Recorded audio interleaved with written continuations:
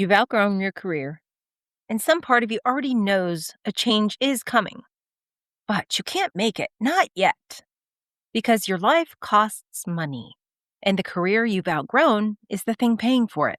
The mortgage, the cars, the lifestyle that's scaled up right alongside your income. You built a life that requires the exact job you're trying to leave.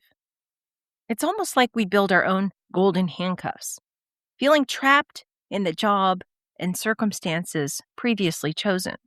So you do the only thing that feels responsible. You keep adding to it. More hours, more research, more thinking, more side income, more effort.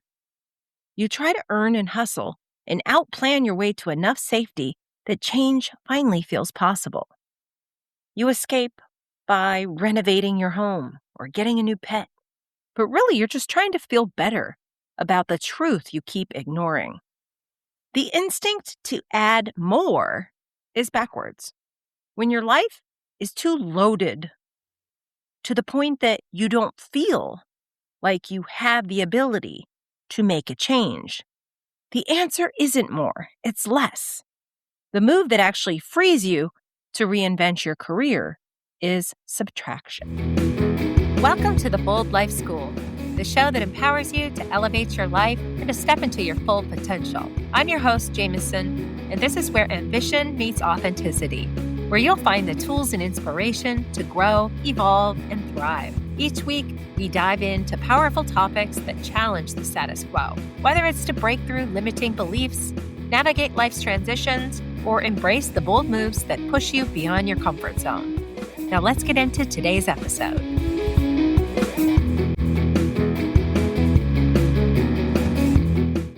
So I did something recently.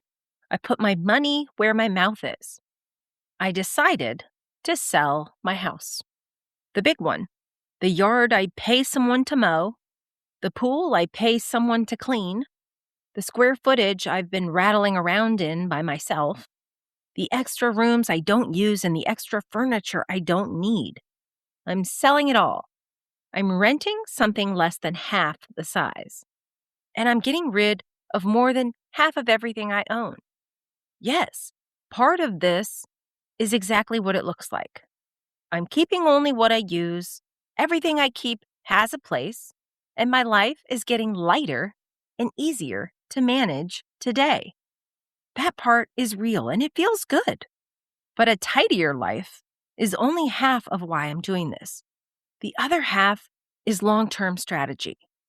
I'm downsizing to simplify my life now and to buy back future choice.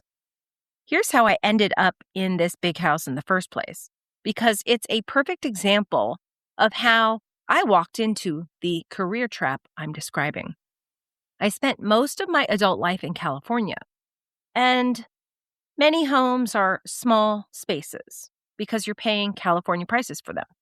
So when I finally had room, a real yard, a pool, more house than I'd ever had before, it felt like luxury. It felt like winning. That's how the handcuffs go on. You earn more, so you carry more. And the carrying quietly becomes the thing you can't put down.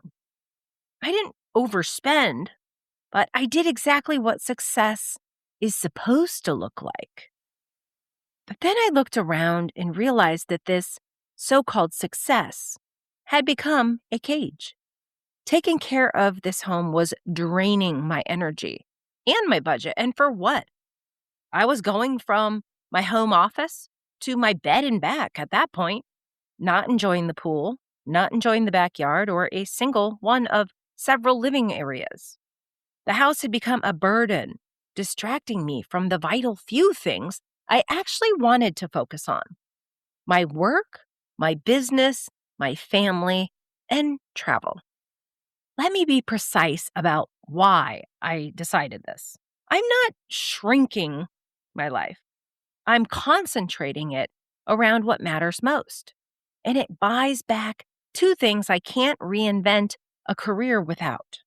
The first is money. Every dollar I'm not spending on a house that's too big is a dollar of runway. Money that buys me the freedom to actually choose my next chapter. Runway is what lets me choose my work in the future instead of feeling obligated to stay the course, chase the next promotion, and play by their so-called rules. A woman with runway can wait for the right next move. She can take the pay cut that leads somewhere better. She can walk when she needs to. A woman with no runway takes what she's handed and calls that acceptance the decision. She feels trapped. She blames the job, the market, the savings she never built. I am setting myself up intentionally to be free to choose. The second is time, or really energy. Everything I subtract, the home admin, the extra bills, the cleaning, the maintenance, the yard guy, the pool guy, the thing that broke this week that I now have to project manage. Every hour of that is an hour stolen from the few things that actually matter the most to me. My career, my business, my family, and travel. That's it. That's the list. Those are the vital few. Look at what downsizing actually subtracts. My mortgage, cut in half. Cleaning, pool service, yard care, dramatically less in time and money. Fix-it projects? I'll call the landlord. Home improvement? I rented a place that doesn't need any improvement, so I don't even have to think about it. No more wallpaper jobs. That was a one and only time thing. Gardening tools? Gone. I'm never buying a wheelbarrow again, or 2 electric mowers that I don't even use, and instead pay someone else to mow my lawn. To make room for the vital few, I had to get rid of what was dragging me down everywhere else. That's what subtraction does. It doesn't take from your life, it takes the noise off your life. So the vital few finally get your full attention. Because we can't do it all, at least not well anyway. So here's your question. What are your vital few? And what can you subtract to make more room for them? So you might be wondering, why did it take me so long? Because deciding to make a bold move and actually making it are two different animals. I sat for a long time in the space between seeing the problem clearly and actually deciding to act on it. The gap between recognizing something has to change and making the call to change it in a certain way. I think part of the reason why this took me a while was because I had been experiencing difficulties in so many areas of my life. I was camped out right in the messy middle of building a business, doing hard work in my career, and experiencing a lot of family issues, you could say. I had a difficult time recognizing exactly what the problem was. But my inner critic also had plenty to say. Oh, you just bought this house. You're going to move again? You like this house. You should stay. And under that, the real questions. I was wondering, is it a mistake to leave a home I just chose? What if I can't sell it in the market? What if the work it takes to move puts me over the edge? Is this even where I want to be? What if I overhaul my entire life again and it turns out to be the wrong move? I was thinking and then overthinking 24 hours a day at this point. Thinking gets you somewhere. It's a normal part of the process in going from recognizing the problems or the gaps in your life and moving to decision. But overthinking just burns energy and moves you nowhere. Every problem tangles into every other problem until you can't see any of them clearly. If I do this, then what about that? And if that happens, then what about the other thing? I stopped sleeping. I was up at 3 a.m. running the same loops in my head. And here's the part that stung. I know these tools. I teach them. I walk other women through exactly this kind of decision every single week, and it works. Knowing all of that didn't make me immune we're still growing and we repeat some of the same patterns due to our overthinking minds at every level as we move higher and higher through different kinds of success and different chapters. Being an expert on the work doesn't exempt you from having to do this work. It just means you can name in real time exactly which thought is taking you down while it's taking you down. And then I finally saw it. The house wasn't doing any of this to me. It wasn't the house per se. It wasn't the market per se. What was causing my overthinking and confusion was that I thought I had to make the perfect choice, or I tried to. What was the perfect choice for the whole future? Everything downstream, the forever path. Right now, do it all in one move. That every decision had to be pre-defended against a perfect version of my life that I can't see yet. That's the thought that flooded me with panic and locked me into confusion.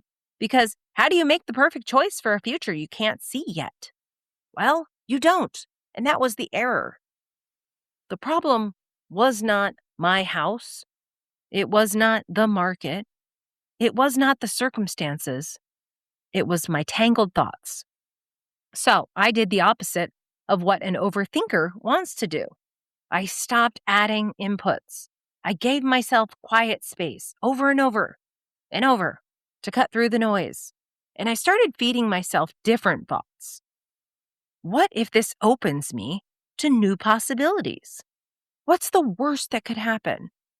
What if this turns out to be the best choice I could make? And slowly the answers came, not as a lightning bolt, but as knowing. Choices started making themselves, one at a time, and they felt clear, they felt good. Not because clarity is some magic gift, but because I'd cleared enough noise to actually hear my own thinking again. Being able to hear your own voice under pressure without the whole internet in your ear or everybody else's opinions is emotional intelligence. And it's one of the most underrated decision-making skills there is. I'd drowned mine out with my fearful and anxious and perfectionist thoughts. And I had to get quiet enough to get it back. Then came the subtraction that led to the breakthrough. I stopped trying to decide the whole future.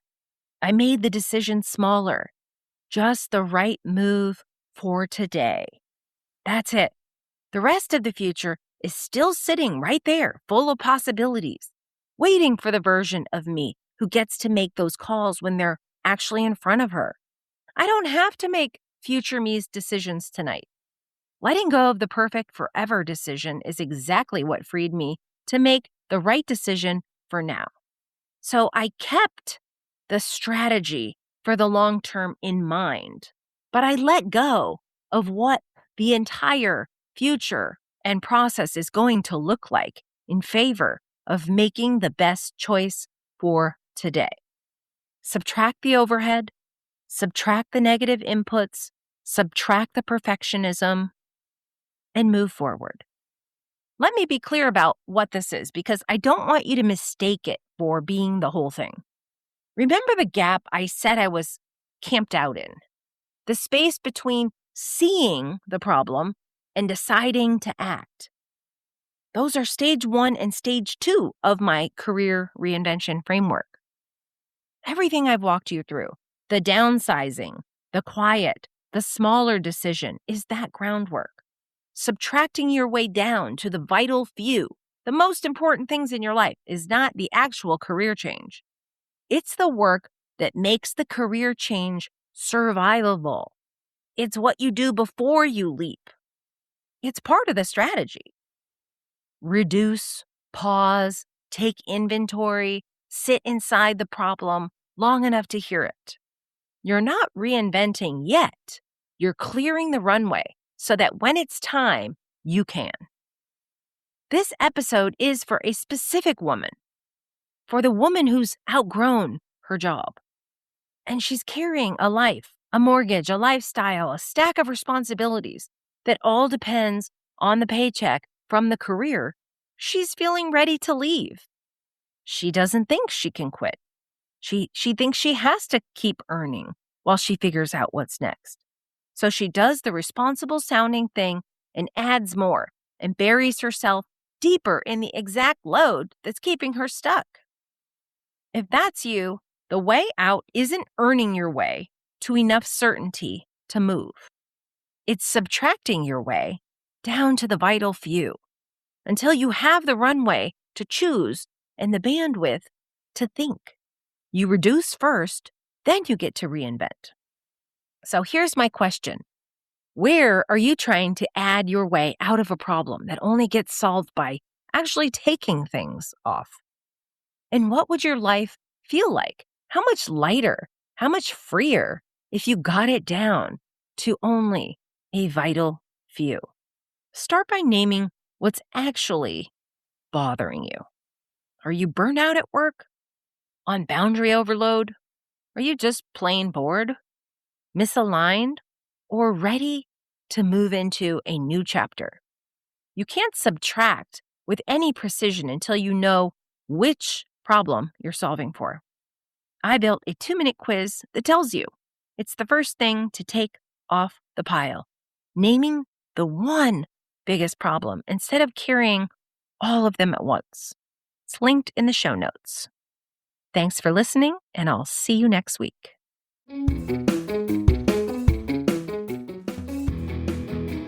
If you enjoyed today's episode, head over to theboldlife.coach for more resources, join our community, and start living your boldest life today.